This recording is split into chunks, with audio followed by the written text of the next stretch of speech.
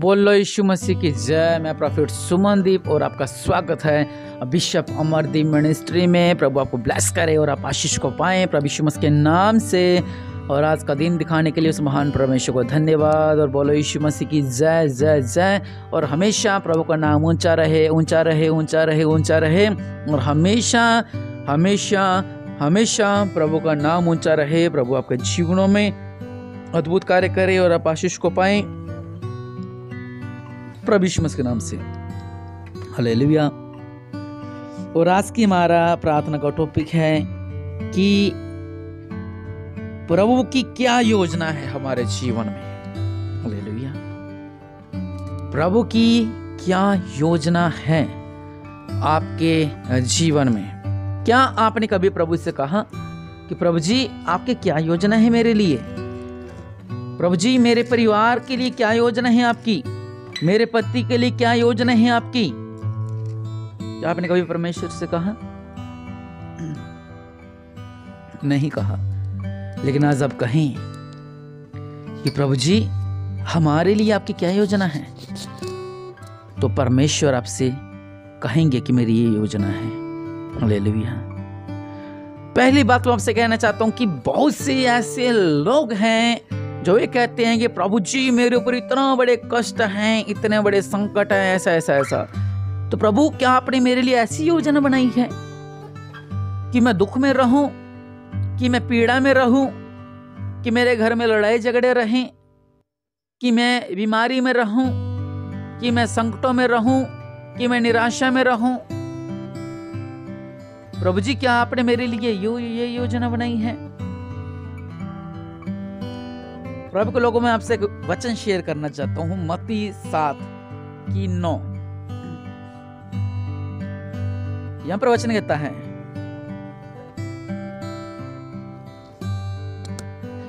कि तुम में से ऐसा कौन मनुष्य है कि यदि उसका पुत्र उससे रोटी मांगे। पवित्र बाइबल मत्ती 7:9। तुम में से ऐसा कौन मनुष्य है कि यदि उसका पुत्र उससे रोटी मांगे तो वह उसे पत्थर दे, या मछली मांगे उसे सांप दे? अगर आपका बेटा आपके पास आता है, चाहे वो उसने, चलो सिंपल बताओ, अगर उसने आपके सिर में रोड भी मार दी है, आपका सिर फटा हुआ है, वो आता है कहता है मम्मी रोटी चाहिए, तो क्या आप उसको प्लेट में पत्थर डाल कर देते हो, या आप उसके प्लेट में उसको कचरा डाल के देते हो ले खा ले? क्या आप उसकी प्लेट में पत्थर रखते हो? क्या ऐसा किया कभी आपने? कोई भी मां नहीं करती। वचन कहता है कि तुम में से ऐसा कौन सा मनुष्य है कि यदि उसका पुत्र उससे रोटी मांगे तो वह उससे पत्थर दे। आपकी संतान आपके साथ बुरा करती है, लेकिन जब वो रोटी लेने के लिए आता है तो आप उसे नहीं कहते जाके पत्थर खा ले, ये ले प्लेट में पत्थर और खा।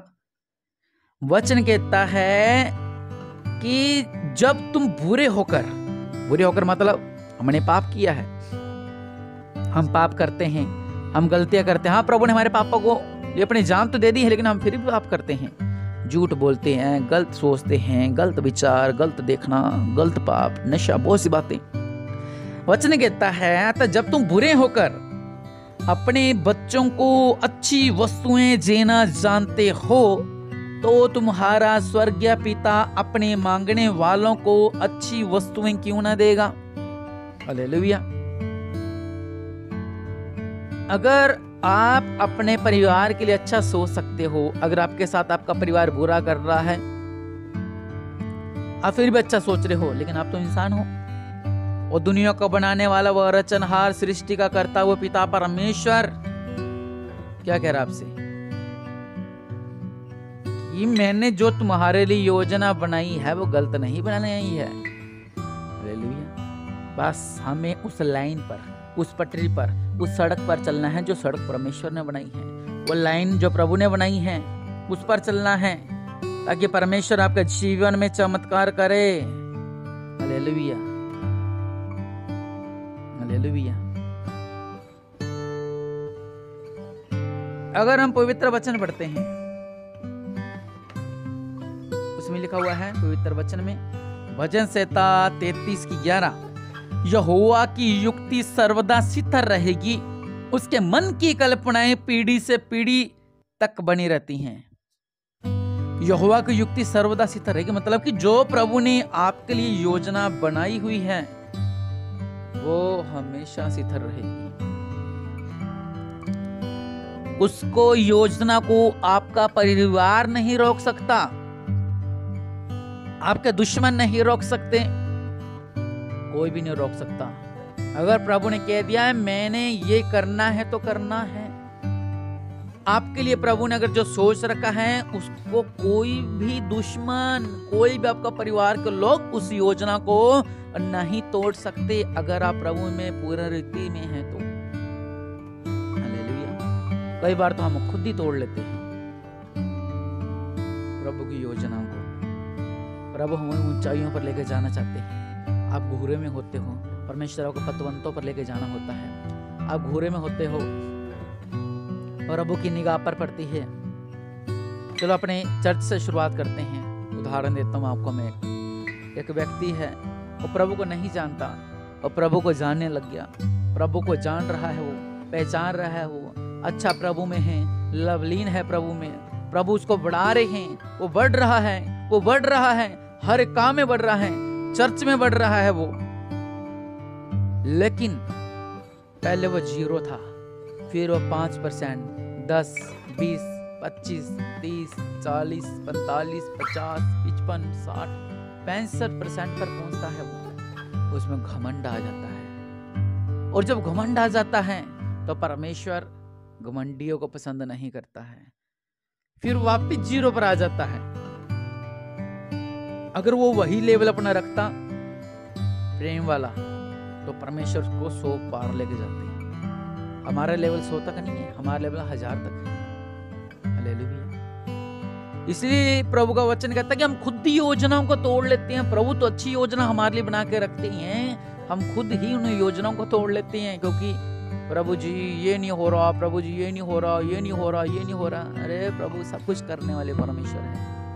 आप किसी हाथ के बनाए हुए परमेश्वर के पास नहीं आए हो, आप उस महान परमेश्वर पास आए हो जो जमीन आसमान का करता है। यूसुफ प्रधानमंत्री बनाया गया। यूसुफ को आपको पता है कि कितनी अड़चनी आई, कितनी अड़चनी आई, कितनी अड़चनी आई, कितनी रुकावटें आई, लेकिन वो आखिरकार प्रभु की योजना थी उसको प्रधानमंत्री बनाना, और वो प्रधानमंत्री बनाया गया। दाऊद, परमेश्वर दाऊद को राजा बनाना चाहता था। शाऊल ने इतना कुछ किया, इतना इतना बहुत कुछ किया, लेकिन दाऊद राजा बना। ये थी प्रभु की योजना। हालेलुया। दाऊद ने खुद नहीं कहा कि मेरे ऊपर इतने संकट, इतने समस्या, प्रभु तो है ही नहीं है। उसने कहा मैं प्रभु से प्रेम रखता हूं। प्रभु यीशु मसीह जब दुनिया में आए, प्रभु की एक योजना थी कि मैंने क्या करना है, कि मैंने इनके लिए अपनी जान देनी है, इनके पाप क्षमा करने के लिए। प्रभु ने क्या किया? अपनी जान को दिया। शैतान ने बहुत सी बातें कही, शैतान ने बहुत सी बातें करी, लेकिन प्रभु अपनी योजना में पूर्ण रीति से पूरे हो सके। हालेलुया। जो इजरायली थे वो बाहर निकलना चाह रहे थे। परमेश्वर ने योजना बनाई थी कि तू मूसा इनको बाहर निकाल कर लेके आएगा। हालेलुया। लेकिन क्या हुआ? बहुत उस राजा ने, फिरौन राजा ने बहुत मेहनत की, बहुत कुछ किया, बहुत कुछ किया, बहुत कुछ किया कि ऐसा ना हो सके, ऐसा ना हो सके, ऐसा ना हो सके। लेकिन क्या हुआ? इजरायली उस देश से बाहर निकल आए, क्योंकि प्रभु की योजना थी। बहुत सी बातें ऐसी हैं, बहुत सी रुकावटें हैं जो हमें मंजिल तक नहीं पहुंचने देती। सबसे बड़ी रुकावट तो हमारा मन है, जो हमें उस मंजिल तक नहीं पहुंचने देता। जब भी हम उस मंजिल तक पहुंचने वाले होते हैं, कोई ना कोई ऐसी बात, कोई ना कोई ऐसी घटना हमारे ऊपर हो जाती है, हमारे जीवन में हो जाती है, और हम क्या कहते हैं कि प्रभु तो है ही नहीं है, प्रभु है ही नहीं है, प्रभु है ही नहीं है। अरे सांस देने वाला, आपको जीवन देने वाला वो महान परमेश्वर है। प्रभु की जो योजना है वो आपके लिए परमेश्वर ने उस योजना को रखा हुआ है, और उस योजना को कोई भी नहीं बदल सकता। आप आप इस बात को समझे, प्रभु की योजना को कोई भी नहीं बदल सकता, सिर्फ आपके अलावा। आप कह रहे हो, एक साइड आप प्रार्थना कर रहे हो कि प्रभु जी मेरी ये योजना है, और दूसरी साइड आप गलत कार्य कर रहे हो अपने जीवन के अंदर। अपने माँ बाप से झूठ बोल रहे हो, अपने घर वालों से झूठ बोल रहे हो और पाप कर रहे हो, व्यभिचार कर रहे हो, रात रात घरों से गायब रहते हो, व्यभिचार करते हो, तो आपके लिए कोई योजना नहीं है प्रभु के लिए। ये भी मैं आपसे कहता हूँ। आप सोचो मैं बुरी संगति में चलूं, नशा भी करूं, व्यभिचार भी करूं और लोगों के जीवन साथ भी खेलूं, तो सोचेगे प्रभु जी मुझे गवर्नमेंट जॉब चाहिए, मुझे ये चाहिए, मुझे चाहिए, तो आपको कुछ भी नहीं मिलने वाला। ऐसे लोगों के लिए प्रभु के पास जगह नहीं है। हाँ, प्रभु पापियों के लिए आया, लेकिन अगर आप इस बात को जानते हो फिर भी पाप कर रहे हो, तो आपसे बड़ा मूर्ख कोई नहीं हो सकता। लोग कहते हैं जिंदगी ना मिलेगी दोबारा। अगर जिंदगी ना मिलेगी दोबारा, ये जिंदगी प्रभु के लिए अर्पण करें। हालेलुया। आइए अपनी आंखों को बंद करें, आइए हम प्रार्थना करते हैं। दया करने वाले परमेश्वर प्रभु जी महान है, आप राजाओं का राजा, प्रभु के प्रभु मेरे पिता, आपने इन लोगों के लिए जो भी योजना बनाई है मेरे पिता परमेश्वर प्रभु जी, उसी योजना को कोई भी नहीं बदल सकता मेरे पिता।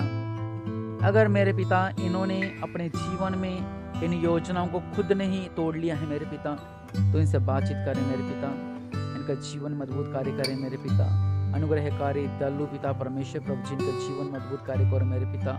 आप महान हैं, आप सर्वशक्तिमान हैं, आप दयालु हैं, आप अनुग्रहकारी हैं मेरे पिता।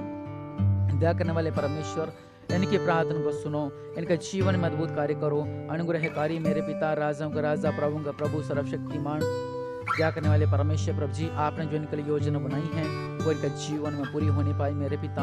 आज सब कुछ करने वाले परमेश्वर है मेरे पिता, इनके जीवन में मजबूत कार्य करें मेरे पिता, ये आशीष को पाएं, ये ब्लेसिंग को पाएं और इनका जीवन में अद्भुत कार्य होने पाए मेरे पिता, ये लोग आशीष होने पाए मेरे पिता। आपका अनुग्रह इन पर रहे, जो आपने इनके लिए योजना बनाई है वो पूरी होनी पाए, ये आशीष रहें प्रभु यीशु मसीह के नाम से, आमीन।